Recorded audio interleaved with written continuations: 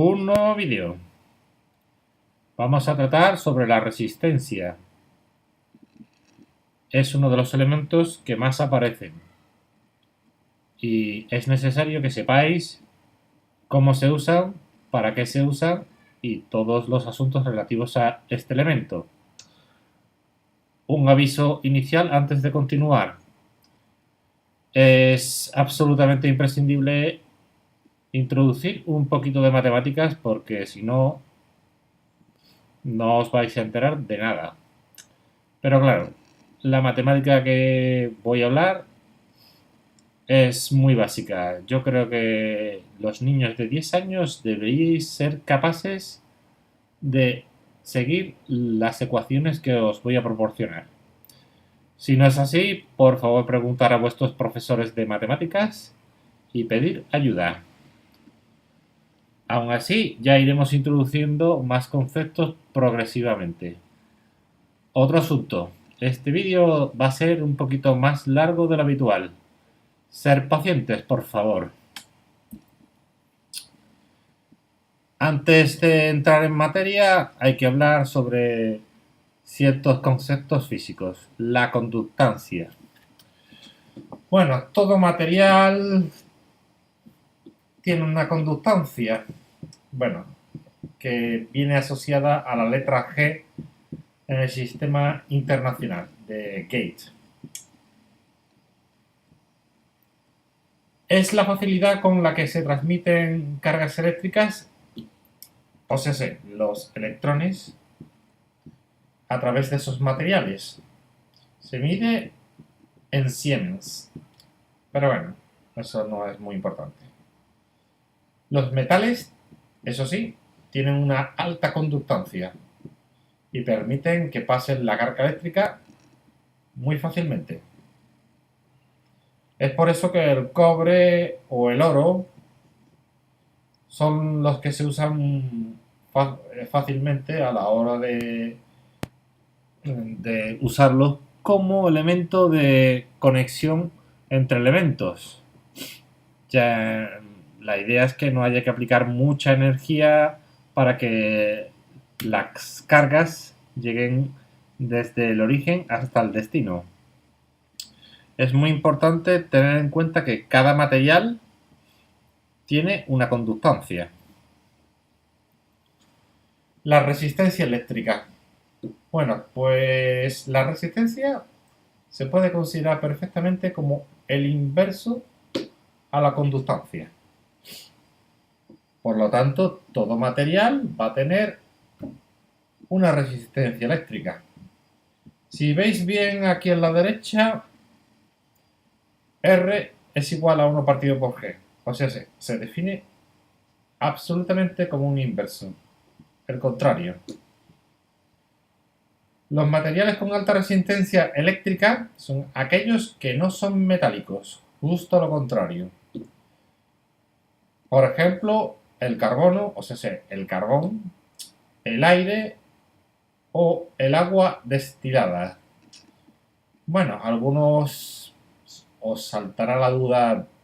Yo he visto las tormentas, ahí parece que se transmite una impresionante carga eléctrica. Sí, eso es cierto, pero es que las tensiones que se transmiten en las tormentas son tan enormes que incluso la alta resistencia que opone el aire es inútil y por tanto se transmite los rayos.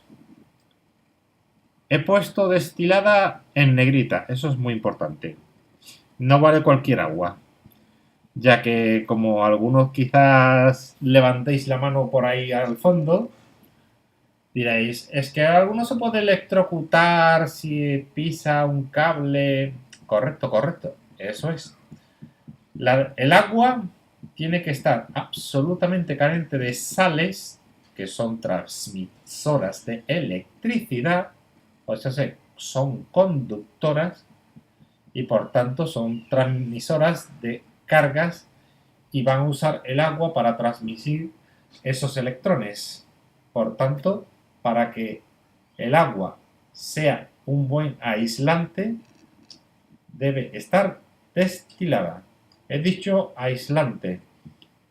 Un aislante es un material que tiene una altísima resistencia eléctrica, como el aire o el agua destilada.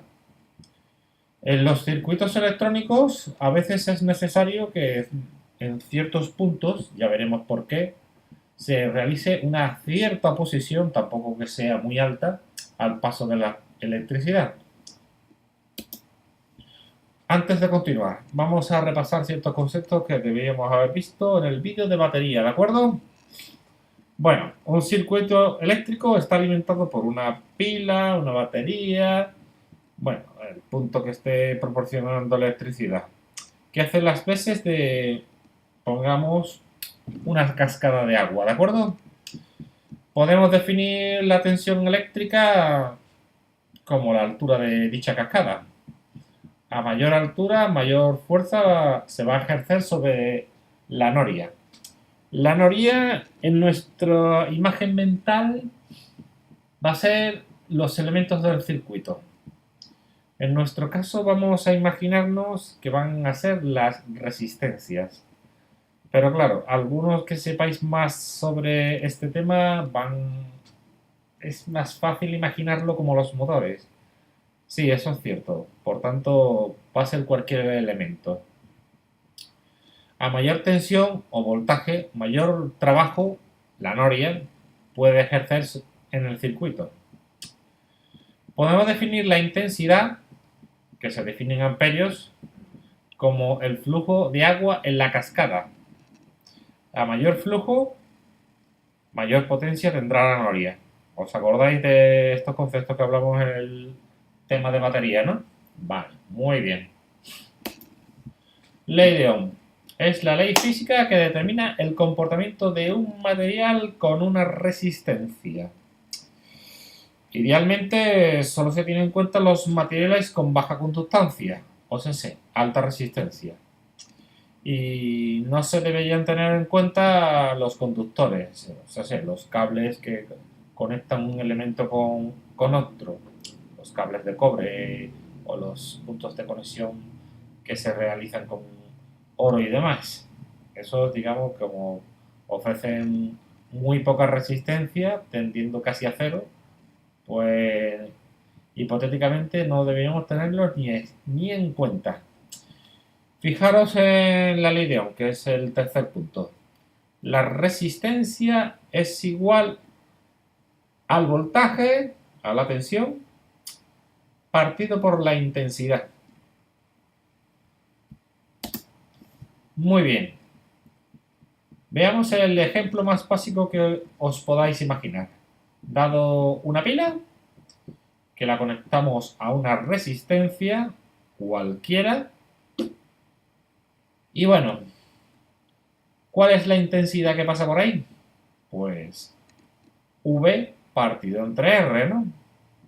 Bueno, ahora la pregunta del millón. Uno de los ejercicios que os voy a proponer aquí en este tema. Por favor, si os apetece y os lo ruego, puntito para los que me respondan, contestarme cuál es la intensidad que pasa sobre la resistencia del circuito inferior. Muchas gracias. Bien, en el problema de la batería hablé sobre que había que evitar cortocircuitear, o sea, unir directamente el polo positivo y el negativo. Ahora vamos a ver por qué. Hemos visto antes que la intensidad, que es básicamente cambiar haciendo álgebra el orden de la ley de Ohm, es igual a la tensión partido por la resistencia, ¿de acuerdo? Bueno, pues hemos comentado que los cables hipotéticamente se comportan como si fuera una resistencia casi cero, ¿no? ¿Correcto? Bien. Vamos a ver. ¿Qué pasa si ponemos esa resistencia igual a cero?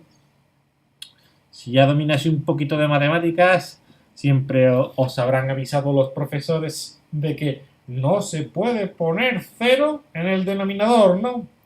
Eso es lo que se determina de que se va al infinito, ¿no? Si ya sabéis un poquito más de matemáticas. ¿Qué quiere decir eso?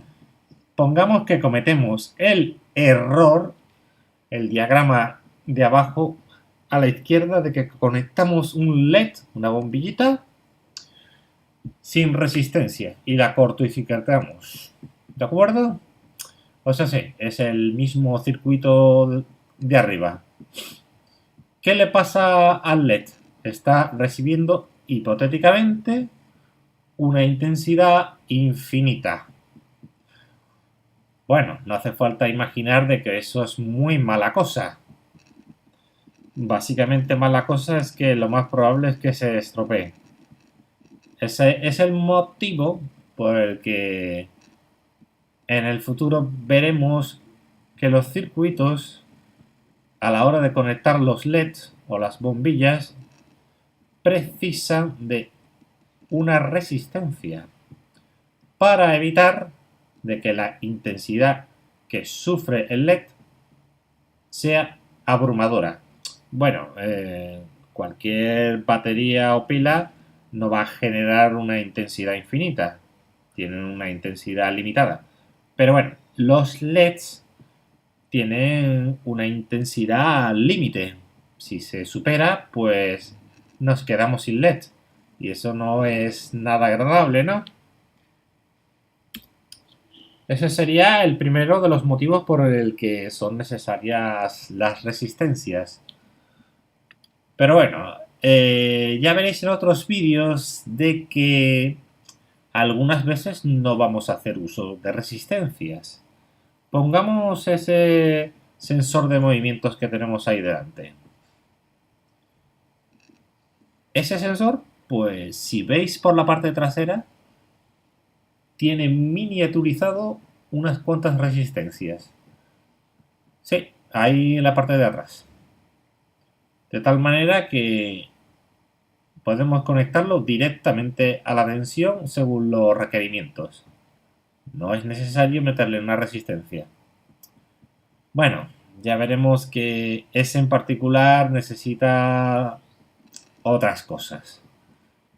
Hay muchos circuitos que, ya sea porque tengan diodos o ya sea por los transistores, realizan un control de la tensión de tal manera que están protegidos.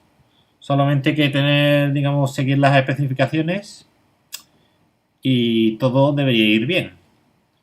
No os preocupéis mucho por este tema, ya que los vídeos en el que montemos circuitos y los sacamos más o menos visualmente, si seguís las instrucciones más o menos al pie de la letra, pues no habrá ningún problema. Pero claro, es necesario entender básicamente de dónde viene toda esta cuestión, ¿no? Porque si no, esto es como arte de magia y no se trata de, digamos, dejarlo todo en la incertidumbre. Hay que explicar por qué es necesario esto. Ahora vayamos a otro asunto. Estamos hablando de que hay ciertos elementos, como por ejemplo lo que hemos hablado antes, de que un LED está limitado a una cierta tensión o una cierta intensidad, etcétera, etcétera. Pongamos de que, como hemos hablado antes, de las famosas cascadas de agua y queremos hacer uso de ellas con unas norias para, por ejemplo, fabricar pan. ¿De acuerdo?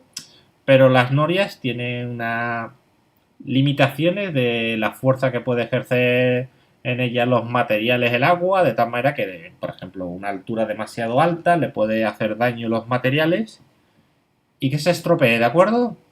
Y pongamos que hemos comprobado de que las norias que os estoy presentando esquemáticamente no se le puede meter más de 2,5 metros de altura. Bueno, pues una solución es poner una sola noria y ya está, ¿no? ¿Y si hacemos dos? Como he dibujado en este esquema. Sí, una noria hace una bajada y otra noria continúa donde termina la otra hasta llegar a la altura de cero, ¿no? Pues el equivalente en circuito electrónico o eléctrico sería el divisor de tensión. Fijaros en esto. Supongamos que la rama que está marcada como V out,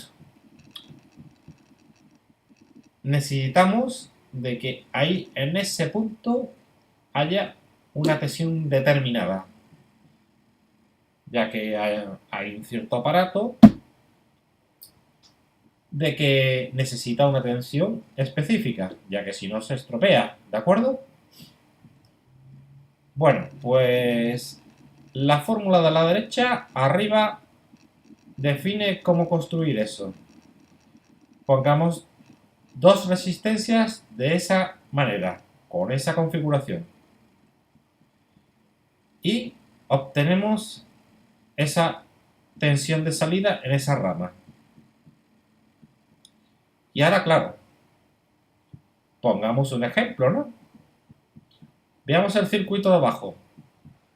Tenemos una pila de 5 voltios.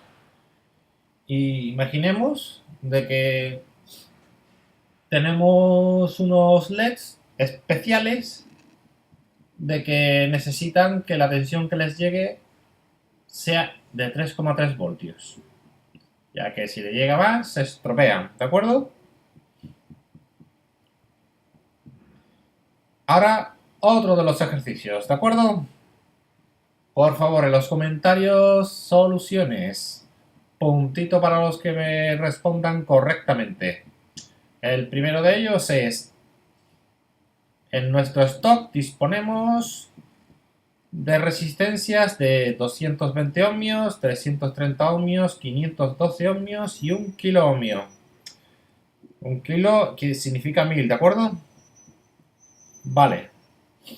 ¿Cómo estructurar el divisor de tensión para obtener 3,3 voltios en la rama del LED? ¿De acuerdo? Muy bien, ese sería el primero de los ejercicios. El segundo. Este ya tiene trampa, ¿de acuerdo? Hay que pensar un poquito. Ya veréis cómo se hace. ¿Y si solo tenemos de 100 ohmios? Alerta spoiler.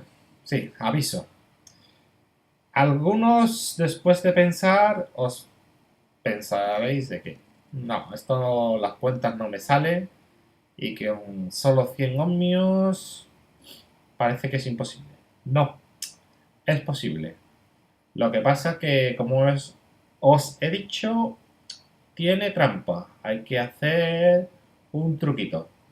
Hay que avisarme qué es lo que hay que realizar, ¿de acuerdo? Vayamos a otra cuestión.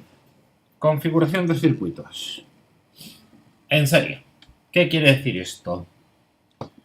Bueno, dado un circuito que está alimentado por una pila con una tensión Vin, ahí pongamos tres elementos: A, B y C. He dicho elementos, no he dicho resistencias, ya que puede ser absolutamente cualquier cosa, la que queramos, ya sea resistencia, condensadores, diodos, transistores, circuitos integrados de todo tipo, etc. Bien, el circuito de izquierda es una configuración en serie. Fijaros lo que quiere decir en serie. Es que están ordenados uno detrás de otro y de esa manera, en fila. Fijaros en el de la derecha. ¿Veis? Pensar un poquito. ¿A qué se trata de la misma configuración? El A va primero, el B va segundo y el C es el último. Y todos van en fila. Es correcto, ¿no? ¿Seguís el razonamiento? Muy bien. ¿Qué quiere decir con esto? Básicamente lo siguiente. Dos circuitos son equivalentes si contienen los mismos elementos, Vin, la pila con esa tensión, los elementos A, B y C, y estos están organizados de la misma forma, en este caso en serie, y orden. Si ya cambiamos el orden, ya no se puede que no se trate del mismo circuito. Atento a eso. Bien, está luego otra de las configuraciones. Observarla con detenimiento. Esto ha dejado ya de ser serie. ¿Por qué? Si observáis, en A sale una rama que va hacia B. Imaginaros que es la famosa cascada de agua. Ahí tiene que separarse parte del flujo en A y en B. No va todo, pero en la configuración en serie todo el flujo atraviesa a todos. Pero aquí no. Aquí se tiene que dividir ese flujo de agua o de electrones en nuestro caso de manera separada. Es por esa razón de que esta configuración se comporta de manera distinta y tiene un nombre distinto y su comportamiento es distinto. Nota: observar el circuito de la derecha. Acordaros que los simbolitos de ahí abajo que conectan a la batería y que cierran el circuito allí al final de la derecha son tierra, o sea, 0 voltios. Si los miráis bien,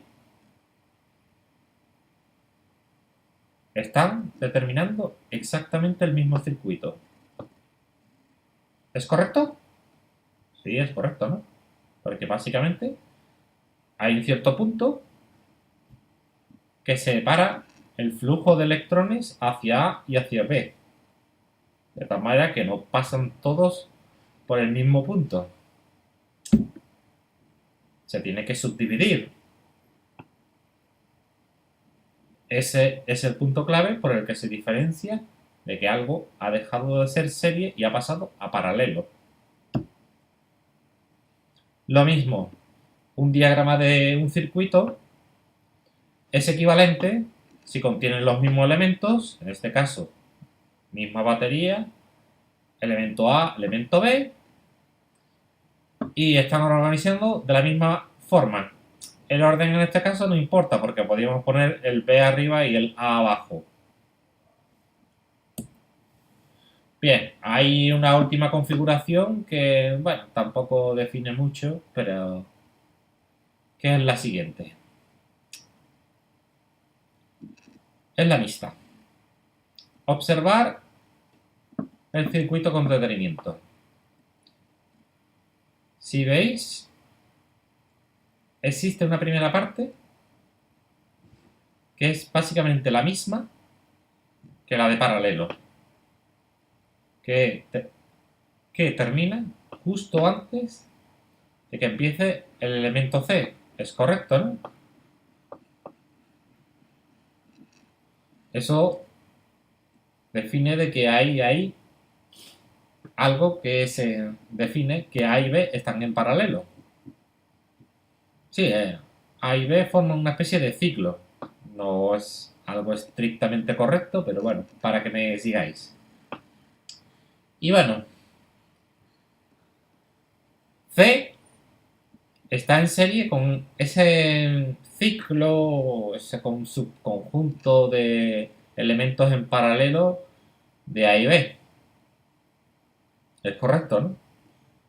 Muy bien. Ahora veremos con más detalle las consecuencias de esta configuración. Ojo, los mixtos se pueden complicar todo lo que queráis. Y eso llega a un punto en el que puede ser un poquito difícil de seguir. Ahora veámoslo aplicado a la resistencia, ¿de acuerdo? Asociatividad en resistencias. La primera, en serie. Bien, tengamos tres resistencias, R1, R2 y R3. Bueno, pues el comportamiento de estas resistencias va a ser equivalente a que hubiera una sola, sí, se puede sustituir, de tal manera que esa sola es el equivalente a la suma de los valores, en ohmios por supuesto, de esas tres. Muy bien. Otro ejercicio que va para vosotros.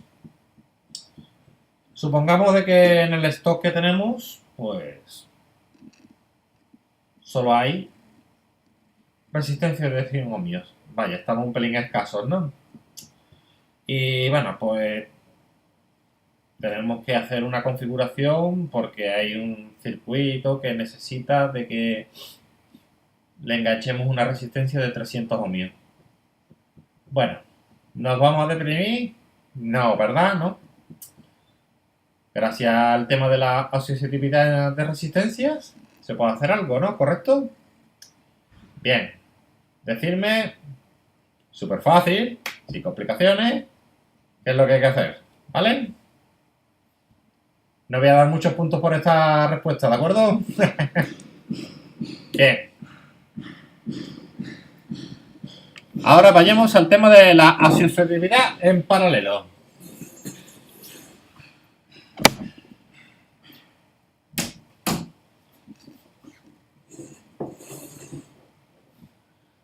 Recordemos, R1 y R2.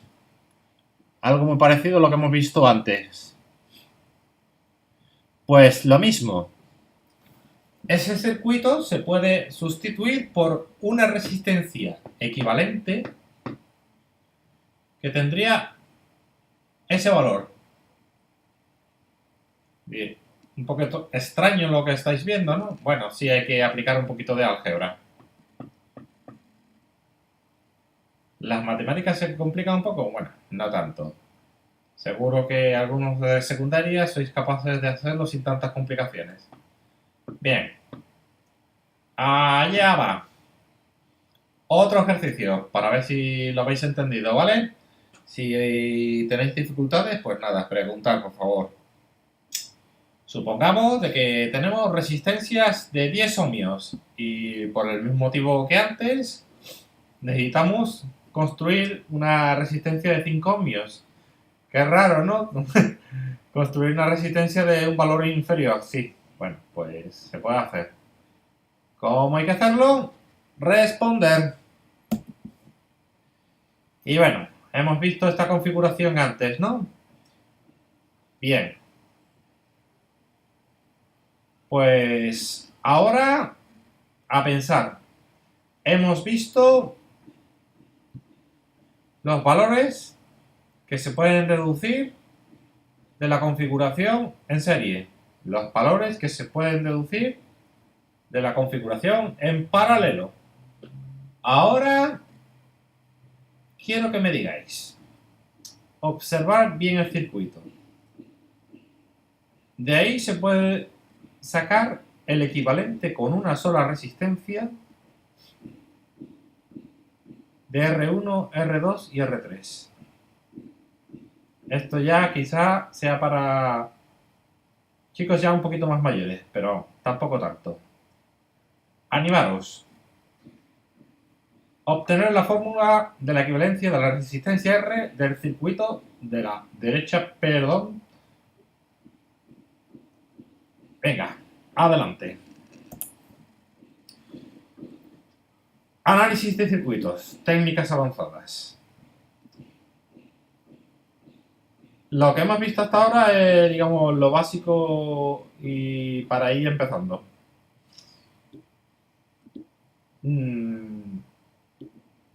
Yo creo que es la única herramienta que espero que necesitemos. Y, y no creo que necesitemos nada más extravagante que eso. Pero claro, también tengo que avisaros que si queréis meteros en esta materia de manera más seria y comprenderlo con más profundidad, pues existe algo como las leyes de Kirchhoff y el análisis de mallas. Bien, el tema de análisis de mallas, pues bueno, yo lo aprendí en carrera, pero bueno, las leyes de Kirchhoff y demás se trata básicamente de un sistema de ecuaciones. Las matemáticas del sistema de ecuaciones, pues creo que os la pueden dar en bachillerato. Así que ya se tratan de cosas que de 16 años en adelante. Bueno, existe algo que se llama también fasores. Eso solo se aplica para corriente alterna. De tal manera que no os debería preocupar. Ya que nosotros básicamente vamos a trabajar única y exclusivamente sobre corriente continua. Se usan los números complejos. Ya son cosas también de bachillerato en adelante. Ecuaciones de Maxwell, aunque se presentan y se dicen qué son y cuál es su idea en la física del bachillerato, su utilización se trata de unos sistemas de ecuaciones diferenciales. Sistemas de ecuaciones diferenciales, permitirme, son palabras mayores, ya son matemática heavy metal. Vamos, en carreras de física, quizá segundo o tercero, y en algunas ingenierías quizá incluso más adelante. No, no es apto para todos los públicos, si me permitís la broma. Pero bueno, hay que hablar sobre estas cuestiones por si os queréis introducir en estos temas y aprenderlos con más a profundidad, y hay que trabajar mucho, ¿de acuerdo? Y bueno, hasta la próxima. Pero bueno, antes de irme despidiendo, espero que en próximos vídeos hable sobre este mismo tema, pero hablando sobre condensadores. Y claro, es que el vídeo se está haciendo ya muy largo. Ahí es una de las cosas que tendremos que tratar, va a ser la identificación de las resistencias y cómo identificar si son de 100 ohmios, de 330, etcétera, etcétera. Es algo que hay que tratar un ratito. Y claro, un ejemplo práctico, porque diréis, bueno, y tanta PowerPoint no aburre. Ya espero que dentro de poco podré daros un vídeo sobre lo mínimo, sobre un circuito para ver cómo las resistencias funcionan y demás.